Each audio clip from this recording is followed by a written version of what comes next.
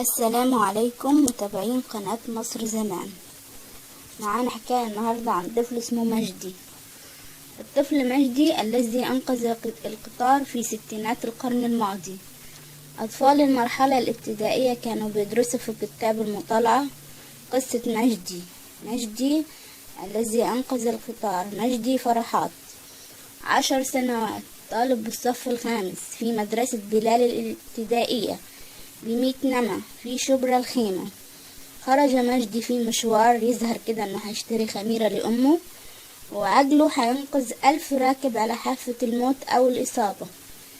أثناء مشيه بالقرب من مزلجان 100 نمى شاف قضيب سكة حديد مكسور، والكسر كفيل بقلب قطر بالكامل. القطر المجري القاهرة اسكندرية دقايق ويوصل لمكان الكسر. ده اللي خطر على بال مجدي. سكان مناطق المزلجانات عقولهم بتتحول مع الوقت لهيئة استعلامات عن مواعيد القطارات ومواعيد تأخيرها.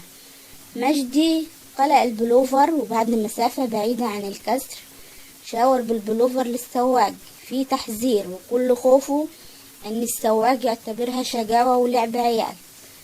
وعلشان يثبت للسواق ان الامر خطير كان بيجري في اتجاه القطر، والقطر فعلا وقف ونزل السواق والركاب. وبعد ما عرفوا الحكاية شالوا مجدي وحضنوه وشكروه وخدوا عنوانه وبعتوله عشرات من الهدايا، وكرمته المصلحة بشهادة استثمارات ورحلة لأسوان، وكتبت عنه الصحف والمجلات.